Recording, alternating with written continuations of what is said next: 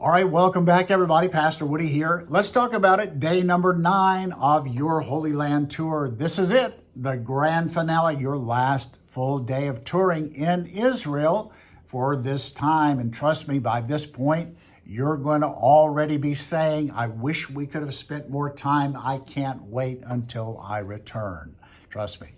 All right, now, remember, when you awaken on this 9th day, you will be in the same hotel that you've been in for the last 4 nights.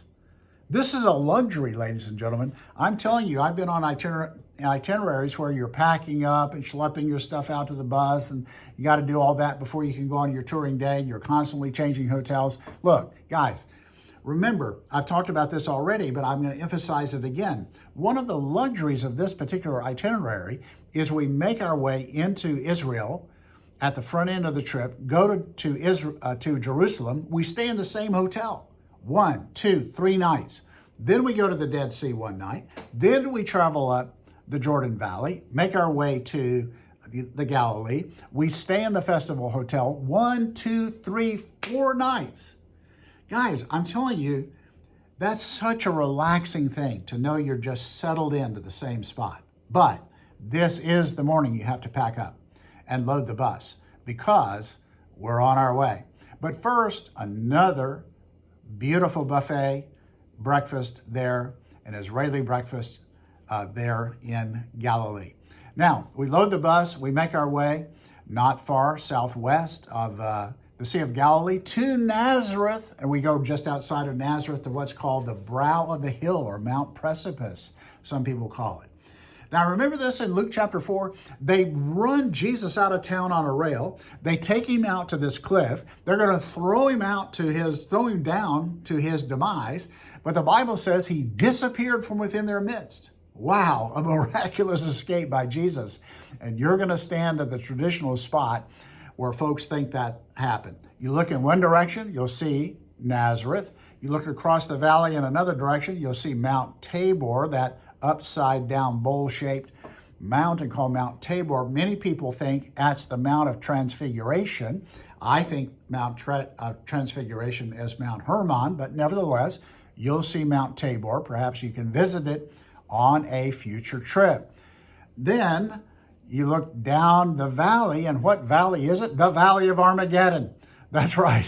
So we're going to make our way down the valley until we get to Tel Megiddo, from which the valley gets its name.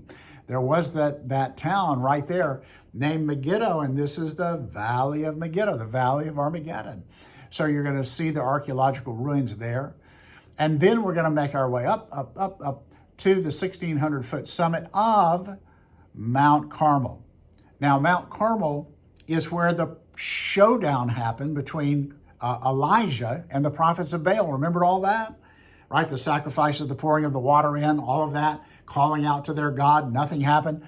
Elijah drenches the sacrifice with the water, calls on God. The fire falls and consumes it. And then he takes on all of those prophets of Baal and destroys every single one of them. Well, there's a huge statue right there of Elijah, a big old giant sword, right? He's after the prophets of Baal. But up there on Mount Carmel, there's an amazing overlook where you overlook the Valley of Armageddon. And you just see how expansive it really is. And if it's a clear day, you can look in one direction and nearby you see the Mediterranean Sea. You can then look up the Valley of Armageddon. And if you look further back over to the east, if it's a clear day, you can actually see the ridge line on the far side of the Jordan River. That means you're looking at Jordan. That's how narrow Israel really is. And you can see it for yourself if it's a clear day.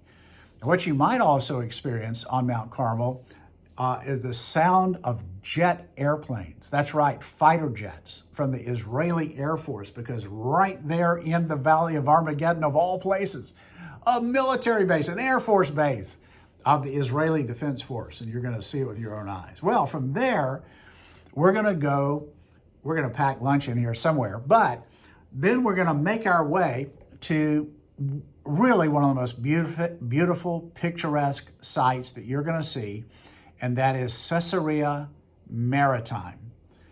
That is this beautiful palace structure, amphitheater, whole city that Herod the Great built.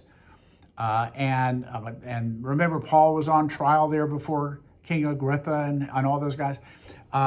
But so much happened there. All kind of history happened in this place. There was a whole Roman city that happened there at Caesarea. Remember, it was Cornelius, the Roman centurion or the Roman officer that sent for Paul. And Paul came and preached to his family there, who was stationed right there at that place. Beautiful, beautiful place on the Mediterranean. You're just going to love it. All right, now from there, we're going to go down to Tel Aviv and a little bit beyond Tel Aviv to a place called Jaffa or Joppa, right? Depending upon what you're looking at. But it's either Jaffa or Joppa, depending upon what sign you're looking at. But remember, that's where Simon the Tanner lived. That's where Peter was when he went up on the roof and he had that dream, and down came the sheet, and God said, don't call unclean what I've called clean. That's where they knock on the door. They've come from Cornelius up at Caesarea and said, hey, our boss said to come get you because he's interested in Jesus. And so Peter goes up there and preaches the gospel, and they get saved.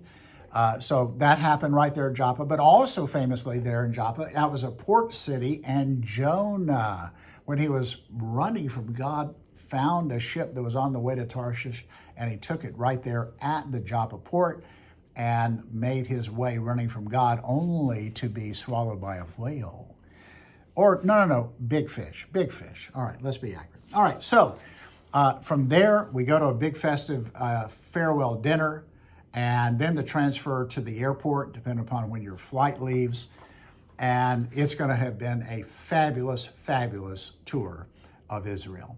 All right, guys, remember, you can get all the information in this brochure, a digital version of this brochure, at the description below, the registration portal. Registration is open. I'd love to have you come with me to Israel, June 12 through 23, next year, 2023.